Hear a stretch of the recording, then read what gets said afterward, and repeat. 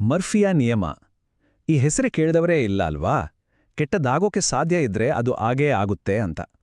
ಆದ್ರೆ ನಾವಿದೊಂದು ಶಾಪ ಅಂದ್ಕೊಂಡಿರೋ ಈ ಮಾತು ನಿಜವಾಗ್ಲೂ ನಮ್ಮ ಜೀವ ಉಳಿಸೋ ಒಂದು ಸೀಕ್ರೆಟ್ ಅಂದ್ರೆ, ಬನ್ನಿ ಇದರ ಅಸಲಿ ಕತೆ ಏನು ಅಂತ ನೋಡೇ ಬಿಡೋಣ. ಹೌದು, ಇದೇ ನೋಡಿ ಆ ಫೇಮಸ್ ಲೈನ್. ನಮ್ಮ ಲೈಫಲ್ಲಿ ಏನಾದ್ರೂ ಉಲ್ಟಾ ಆದ್ರೆ ಸಾಕು, ತಕ್ಷಣ ನೆನ್ಪಾಗೋದೇ ಈ ಮಾತು. ಇದೇನೋ ಒಂದು ಯೂನಿವರ್ಸಲ್ ಸತ್ಯ ಅನ್ನೋ ಹಾಗೆ ಆಗ್ಬಿಟ್ಟಿದೆ. ಉದಾಹರಣೆಗೆ ಇದನ್ನೇ ತಗೊಳ್ಳಿ. ಬೆಣ್ಣೆ ಸವರಿದ ಬ್ರೆಡ್ಡು ಕೆಳಗೆ ಬಿದ್ರೆ ಅದು ಬೆಣ್ಣೆ ಸವರಿದ ಕಡಿಯೇ ಬೀಳುತ್ತೆ ಅಂತ ಹೇಳ್ತಾರೆ ಅಲ್ವಾ? ಒಂದು ಚಿಕ್ಕ ವಿಷಯದಲ್ಲೂ ನಮ್ಮ ಲಕ್ ಕೈ ಕೊಟ್ಟಾಗ, ಛೇ ಇದೇ ಮರ್ಫೀಸ್ ಲಾ ಅಂತ ನಾವೇ ಅಂದ್ಕೋತೀವಿ. ಇಲ್ಲ ಅಂದ್ರೆ ಈ ಸಿಚುವೇಶನ್ ನೋಡಿ, ತುಂಬ ಇಂಪಾರ್ಟೆಂಟ್ ಜಾಗಗೆ ಹೋಗ್ಬೇಕು, ಅದೇ ದಿನ ಲೇಟ್ ಆಗ್ಬಿಟ್ಟಿರುತ್ತೆ. ಅಂಥದ್ರಲ್ಲಿ ನೋಡೋ ಪ್ರತಿಯೊಂದು ಸಿಗ್ನಲು ರೆಡ್ ಲೈಟೇ ಸಿಗುತ್ತೆ. ಯಾಕೋ ಇವತ್ತೆಲ್ಲ ಉಲ್ಟಾ ಆಗ್ತಿದೆಯಲ್ಲಪ್ಪ ಅಂತ ಅನ್ಸೋಕ್ ಶುರುವಾಗುತ್ತೆ. ಈ ನಿಯಮ ನಿಜ ಅಂತ ನಂಬೋಕೆ ಇಂಥ ಒಂದೆರಡು ಘಟನೆಗಳು ಸಾಕು. ಆದ್ರೆ ಇಲ್ಲೇ ನೋಡಿ, ಕಥೆಗೆ ಒಂದು ದೊಡ್ಡ ಟ್ವಿಸ್ಟ್ ಸಿಗೋದು.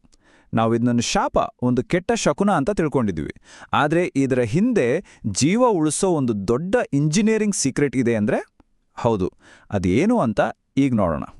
ಸರಿ, ಈ ಕಥೆ ಶುರುವಾಗಿದ್ದು 1940ರ ದಶಕದ ಕೊನೆಯಲ್ಲಿ.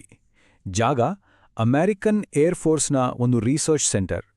ನಡೀತಿದ್ದು ಒಂದು ಅತ್ಯಂತ ಅಪಾಯಕಾರಿ ಪ್ರಯೋಗ. ಇಲ್ಲಿ ಪ್ರತಿಯೊಂದೂ ಕೂಡ ಹೈ ರಿಸ್ಕ್ ಆಗಿತ್ತು. ಇವರೇ ನೋಡಿ ಆ ಹೀರೋ, ಕರ್ನಲ್ ಜಾನ್ ಸ್ಟಾಪ್. ಇವರ ಮಿಷನ್ ಏನಪ್ಪಾ ಅಂದ್ರೆ, ಫೈಟರ್ ಜೆಟ್ ಕ್ರ್ಯಾಶ್ ಆದಾಗ ಪೈಲಟ್ಗಳ ಮೇಲೆ ಆಗೋ ಪರಿಣಾಮವನ್ನ ಸ್ಟಡಿ ಮಾಡೋದು. ಅದಕ್ಕೋಸ್ಕರ ಮನುಷ್ಯನ ದೇಹ ಎಷ್ಟರ ಮಟ್ಟಿಗೆ ಗುರುತ್ವಾಕರ್ಷಣೆಯ ಒತ್ತಡ ಅಂದ್ರೆ G-ಫೋರ್ಸ್ ಅನ್ನ ತಡ್ಕೊಳ್ಳುತ್ತೆ ಅಂತ ಪರೀಕ್ಷೆ ಮಾಡಬೇಕಿತ್ತು. ಅವರು ಅದಕ್ಕೆ ತಮ್ಮನ್ನೇ ಪಣಕ್ಕಿಟ್ರು. 46.2 Gs. ಅಬ್ಬಬ್ಬಾ, ಈ ಸಂಖ್ಯೆ ಕೇಳೋಕೆ ಚಿಕ್ಕದಾಗಿರ್ಬೋದು, ಆದರೆ ಇದರ ಅನುಭವ ಹೇಗಿರುತ್ತೆ ಗೊತ್ತಾ? ಗಂಟೆಗೆ ಸುಮಾರು 1000 ಕಿಲೋಮೀಟರ್ ವೇಗದಲ್ಲಿ ಹೋಗೋ ಗಾಡಿ ಒಂದು ಗೋಡೆಗೆ ಗುದ್ದಿದಾಗೋ ಇಂಪ್ಯಾಕ್ಟ್ಗೆ ಸಮ. ಅಷ್ಟು ಭಯಾನಕವಾಗಿತ್ತು ಆ ಪ್ರಯೋಗ. ಸರಿ, ಇಷ್ಟು ದೊಡ್ಡ ಪ್ರಯೋಗಕ್ಕೆ ಪಕ್ಕಾ ಡೇಟಾ ಬೇಕೇ ಬೇಕು. ಇಲ್ಲೇ ನೋಡಿ, ನಮ್ಮ ಕಥಾನಾಯಕ ಕ್ಯಾಪ್ಟನ್ ಎಡ್ವರ್ಡ್ ಮರ್ಫಿ ಅವರ ಎಂಟ್ರಿ ಆಗೋದು. ಅವರ ಜವಾಬ್ದಾರಿ ಏನಂದ್ರೆ, ಈ ಒತ್ತಡವನ್ನ ಅಳತೆ ಮಾಡೋ ಹೊಸ ಸೆನ್ಸರ್ಸ್ಗಳನ್ನ ಅಳವಡಿಸೋದು. ಆದ್ರೆ ಆಗಿದ್ದೇನೋ ಗೊತ್ತಾ? ಅಷ್ಟೆಲ್ಲ ತಯಾರಿ, ಅಷ್ಟು ರಿಸ್ಕ್ ತಗೊಂಡ್ ಮಾಡಿದ ಪ್ರಯೋಗ, ಆದ್ರೆ ರಿಸಲ್ಟ್ ಮಾತ್ರ 0. ಯಾಕಂದ್ರೆ ಪ್ರತಿಯೊಂದು ಸೆನ್ಸರ್ನ ವೈರಿಂಗ್ ಉಲ್ಟಾ ಮಾಡ್ಲಾಗಿತ್ತು. Complete failure. ಆ ಕ್ಷಣದಲ್ಲಿ ಸಿಕ್ಕಾಪಟ್ಟೆ ಕೋಪಗೊಂಡ ಮರ್ಫಿ ಆ ವೈರಿಂಗ್ ಮಾಡಿದ ಟೆಕ್ನಿಷಿಯನ್ ಬಗ್ಗೆ ಹೀಗೆ ಹೇಳಿದ್ರು.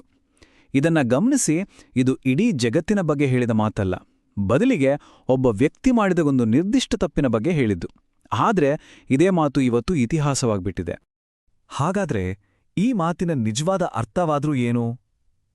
ಸರಿ, ಈಗ ಮುಂದಿನ ಒಂದು ನಿಮಿಷದಲ್ಲಿ ಇದರ ಹಿಂದಿರೋ ಆ ಇಂಜಿನಿಯರ್ನ ರಹಸ್ಯ ಏನು ಅಂತ ನೋಡೋಣ.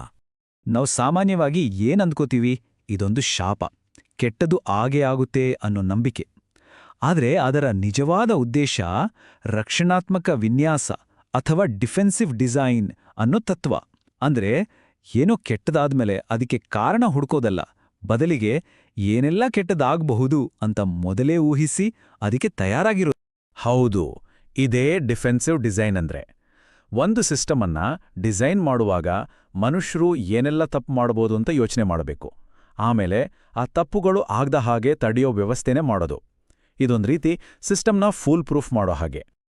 ಹೀಗೆ ಆ ಇಂಜಿನಿಯರ್ಗಳ ತಂಡ ಮರ್ಫಿ ಹೇಳಿದ ನೆಗೆಟಿವ್ ಮಾತನ್ನೇ ಒಂದು ಪಾಸಿಟಿವ್ ಆಕ್ಷನ್ ತಗೊಳ್ಳೋಕೆ ಹೇಳೋ ನಿಯಮವನ್ನಾಗಿ ಬದಲಾಯಿಸ್ಬಿಡ್ತು. ಏನಾದರೂ ಆಗ್ಬೋದಾದ್ರೆ ಅದು ಆಗೇ ಆಗುತ್ತೆ, ಸೊ ಅದಕ್ಕೆ ರೆಡಿ ಆಗಿರುವಂತ. ನೋಡಿ, ಕೆಟ್ಟದ್ದಾಗುತ್ತೆ ಅಂತ ಸುಮ್ಮನೆ ಕೂರೋದಲ್ಲ, ಕೆಟ್ಟದ್ದು ಆಗದ ಹಾಗೆ ಎಚ್ಚರ ವಹಿಸೋದು. ಇದುವೇ ನಿಜವಾದ ಮರ್ಫಿಯ ನಿಯಮ. ಸರಿ, ಇದು ಕೇವಲ ಒಂದು ಥಿಯರಿ ಅಲ್ಲ.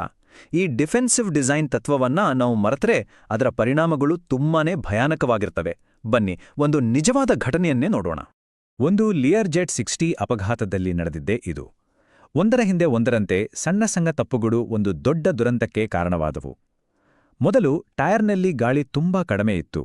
ಟೇಕ್ ಆಫ್ ಟೈಮ್ನಲ್ಲಿ ಅದು ಸ್ಫೋಟವಾಯಿತು. ಗಾಬರಿಯಾದ ಪೈಲಟ್ ಟೇಕ್ ಆಫ್ ನಿಲ್ಸಿದ್ರು. ಆದರೆ ಟೈರ್ನ ಚೂರುಗಳು ಒಂದು ಮುಖ್ಯವಾದ ಸೆನ್ಸರನ್ನ ಹಾಳು ಮಾಡಿದ್ವು. ಇದರಿಂದ ರಿವರ್ಸ್ ಥ್ರಸ್ಟರ್ ಫೇಲ್ ಆಯಿತು. ಜೆಟ್ ಮುಂದಕ್ಕೆ ಹೋಯಿತು. ಕೊನೆಗೆ ದುರಂತ ಸಂಭವಿಸಿತು. ಇವುಗಳಲ್ಲಿ ಪ್ರತಿಯೊಂದು ತಪ್ಪನ್ನು ಮೊದಲೇ ಊಹಿಸಿ ಸರಿಪಡಿಸಬಹುದಿತ್ತು. ಈ ಚಿತ್ರವನ್ನೊಮ್ಮೆ ನೋಡಿ.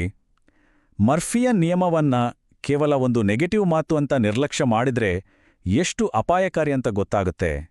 ಇದು ನಿಜವಾಗ್ಲೂ ಜೀವ ಮತ್ತು ಸಾವಿನ ನಡುವಿನ ಪ್ರಶ್ನೆ ಆಗುತ್ತೆ. ಸರಿ, ಇಲ್ಲಿವರೆಗೂ ಇಂಜಿನಿಯರಿಂಗ್ ಬಗ್ಗೆ ಮಾತಾಡಿದ್ವಿ. ಈಗ ನಮ್ಮ ಮೆದುಳಿನ ಕಡೆಗೆ ಬರೋಣ. ಯಾಕಂದ್ರೆ ಈ ನಿಯಮಕ್ಕೂ ನಾವು ಯೋಚನೆ ಮಾಡೋ ರೀತಿಗೂ ಒಂದು ಆಳವಾದ ಸಂಬಂಧ ಇದೆ. ಮನೋವಿಜ್ಞಾನದಲ್ಲಿ ಇದನ್ನ ನೆಗೆಟಿವಿಟಿ ಬಯಾಸ್ ಅಂತ ಕರೀತಾರೆ.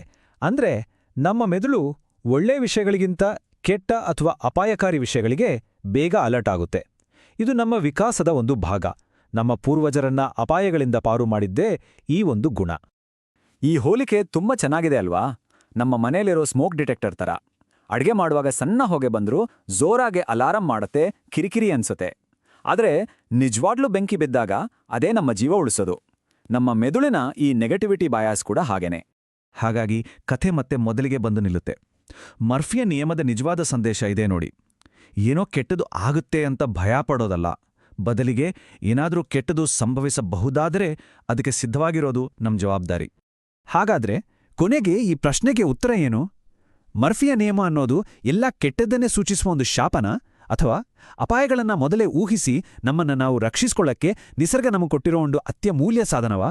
ಇದರ ಬಗ್ಗೆ ಒಮ್ಮೆ ಯೋಚಿಸಿ ನೋಡಿ.